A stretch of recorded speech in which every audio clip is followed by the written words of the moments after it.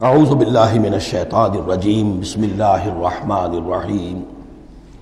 وَيُعَلِّمُهُ الْكِتَابَ وَالْحِكْمَةَ وَالتَّوْرَاةَ وَالْإِنْجِيلَ وَرَسُولًا إِلَى بَنِي إِسْرَائِيلَ صدق اللہ العظیم۔ اس آیہ مبارکہ کے بارے میں ایک نقطہ تو میں بیان کر چکا ہوں کہ تقابل جو ہے ذہن میں رکھنا چاہیے کہ حضرت یحییٰ علیہ السلام کے بارے میں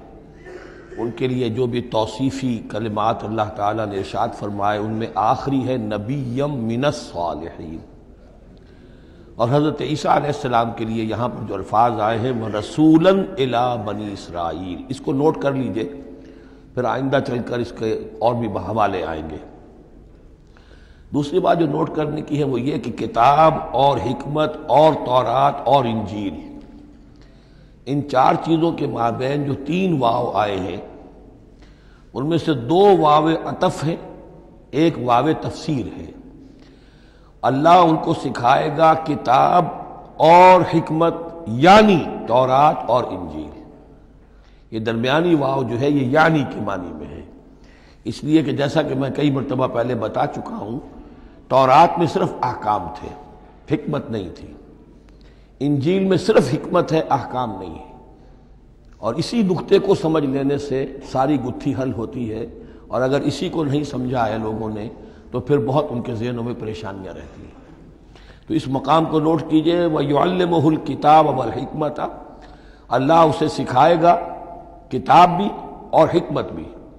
وَالتَّوْرَاةَ وَالْإِنْجِيلَ، یعنی تورات بھی اور انجیل بھی، وَرَسُولًا إِلَىٰ بَنِي إِسْرَائِيلَ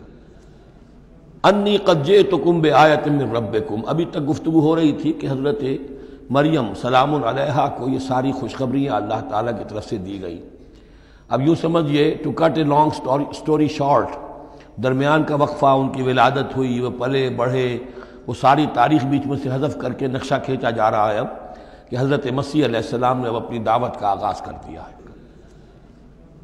انی قد جئتکم بآیۃ من ربکم، میں تمہارے پاس آیا ہوں تمہارے رب کی طرف سے نشانی لے کر۔ انی اخلق لکم من الطین کہیئۃ الطیر، کہ میں تمہارے سامنے یا تمہارے لیے بناتا ہوں گارے سے ایک پرندے کی شکل، فانفخ فیہ، پھر میں اس میں پھونک مارتا ہوں، فیکون طیرا باذن اللہ، تو وہ بن جاتا ہے اڑتا ہوا پرندہ اللہ کے حکم سے۔ یہاں آپ نوٹ کرتے جائیے گا، ہر معجزے کے بعد باذن اللہ باذن اللہ باذن اللہ، یعنی یہ میرا کوئی دعویٰ نہیں ہے، میرا کوئی کمال نہیں ہے، یہ جو کچھ ہے وہ اللہ کے حکم سے ہے۔ وَأُبْرِئُ الْأَكْمَحَ وَالْأَبْرَصَ وَأُحْيِي الْمَوْتَىٰ بِإِذْنِ اللَّهِ، اور میں شفا دے دیتا ہوں مادرزاد اندھے کو بھی اور کوڑھی کو بھی، اور میں مردہ کو زندہ کر دیتا ہوں بِإِذْنِ اللَّهِ، اللہ کے حکم سے۔ وَأُنَبِّئُكُم بِمَا تَأْكُلُونَ وَمَا تَدَّخِرُونَ فِي بُيُوتِكُمْ، اور میں تمہیں یہ بھی بتا سکتا ہوں کہ تم کیا کھاتے ہو اور کیا چیزیں تم نے اپنے گھروں میں ذخیرہ کر رکھی ہیں۔ ان فی ذلک لآیۃ لکم، اس میں تمام چیزوں میں تمہارے لیے نشانی ہے، ان کنتم مومنین، اگر تم ایمان والے ہو یا ایمان لانا چاہو، یعنی یہ کہ اپنی رسالت کے صداقت اور حقانیت کے دلیل کے طور پر یہ معجزات پیش فرمائے۔ وَمُصَدِّقًا لِمَا بَيْنَ يَدَيَّ مِنَ التَّوْرَاةِ، اور میں تصدیق کرتے ہوئے آیا ہوں اس کی کہ جو میرے سامنے موجود ہے تورات میں سے۔ وَلِأُحِلَّ لَكُمْ بَعْضَ الَّذِي حُرِّمَ عَلَيْكُمْ، اور تاکہ میں کچھ حلال قرار دوں تم پر وہ چیزیں جو تم پر حرام کر دی گئی ہیں۔ یہ اصل میں اشارہ ہے سبت کے حکم کے بارے میں، کہ جیسے ہمارے ہاں بھی بعض جو مذہبی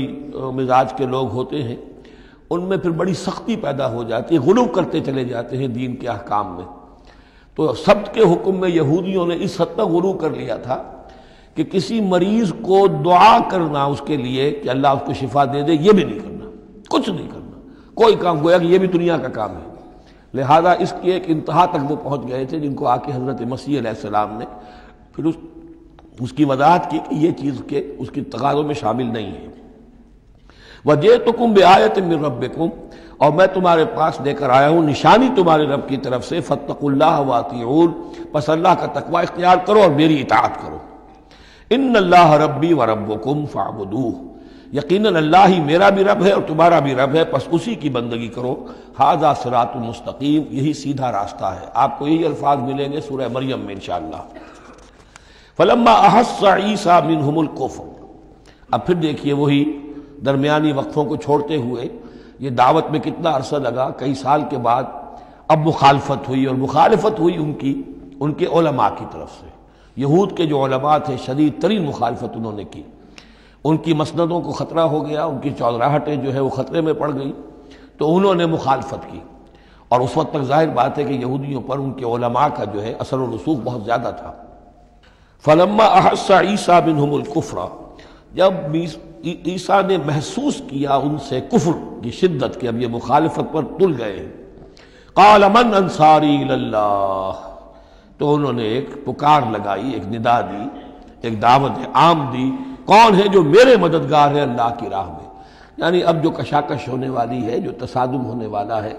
اس میں ایک حزب اللہ بنے گی اور ایک حزب الشیطان ہوگا، کون ہے جو میرا مددگار ہو الی اللہ، اللہ کے کام میں۔ یہی اصل اساس ہے دین میں کام کرنے کے لیے کہ اسی بنیاد پر کوئی شخص اٹھے کہ میں دین کا یہ کام کرنا چاہتا ہوں، کون ہے جو میرا ساتھ دے۔ یہ ایک بالکل طبعی طریقہ ہوتا ہے جماعت سازی کا، ایک داعی اور داعی پر اعتماد کرنے والے، داعی سے اتفاق کرنے والے لوگ اس کے ساتھی بن جاتے ہیں۔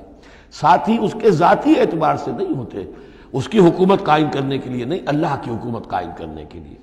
اس کی سرداری کے لیے نہیں، اللہ تعالیٰ کے دین کے غلبے کے لیے۔ قال الحواریون نحن انصار اللہ، کہا حواریین نے کہ ہم ہیں اللہ کے مددگار۔ حواری جو ہے اصل میں اس کے معنی ہے دھوبی، جو کپڑے کو دھو کر صاف کر دیتا ہے۔ یہ لفظ پھر آگے بڑھا ہے اپنے کردار کو صاف کرنا، اپنے اخلاق کو صاف کرنا، لیکن چونکہ حضرت مسیح علیہ السلام کی بہت سی جو تبلیغ تھی وہ گلیلی جھیل کے کناروں پر ہوتی تھی، اب وہاں ظاہر بات ہے جھیل جو ہے بڑی تھی، وہ سمندر کی طرح ہے، جھیل نہیں ہے، بہت بڑی جھیل ہے، تو وہاں وہ کبھی دھوبی ہوتے تھے، ان میں تبلیغ کرتے تھے، کہیں مچھیرے ہوتے تھے مچھلیاں پکڑنے والے، جا کے انہیں تبلیغ کرتے تھے کہ اے مچھلیوں کے پکڑنے والوں، مچھلیوں کا شکار کرنے والوں، آؤ کہ میں تمہیں انسانوں کا شکار کرنا سکھاؤں۔ اور ان دھوبیوں میں تبلیغ کی ہے، تو ان میں سے کچھ لوگ جو ہیں انہوں نے اپنے آپ کو پیش کر دیا۔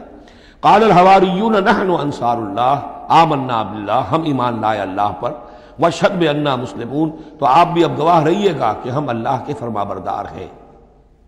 ربنا آمنا بما انزلت، اے رب ہمارے ہم ایمان لے آئے اس پر جو تو نے نازل فرمایا، واتبعنا الرسول، اور ہم اتباع کر رہے ہیں تیرے رسول کی، فاکتبنا مع الشاہدین، تو اے پروردگار ہمارا نام گواہوں میں لکھ لے۔ یہ گواہ یہی ہے کہ جو لفظ اختیار کیا گیا ہے اب عیسائیوں کے خاص فرقے کی طرف سے، یہواز وٹنسز، یہوا کا لفظ جو ہے وہ عبرانی میں خدا کے لیے، خدا کے گواہ، یعنی وہی بات کہ جو قرآن مجید میں آئی ہے، وَكَذَلِكَ جَعَلْنَاكُمْ أُمَّةً وَسَطًا لِتَكُونُوا شُهَدَاءَ عَلَى النَّاسِ وَيَكُونَ الرَّسُولُ عَلَيْكُمْ شَهِيدًا، تو اللہ ہمیں اپنے گواہوں میں ہمارا نام لکھ لے، یہواز وٹنسز۔ فَاكْتُبْنَا مَعَ الشَّاهِدِينَ، مراد یہ نہیں ہے کہ یہ یہواز وٹنسز وہ لوگ ہیں، میں نے صرف وہ لفظ کی مناسبت کہ انہوں نے یہ لفظ کیوں اختیار کیا ہے، تو یہ لفظ قدیم ہے، اسلامی حکمت اور اسلام کی مصطلحات جو ہیں ان میں اس کی ایک حیثیت ہے۔ صدق اللہ العظیم۔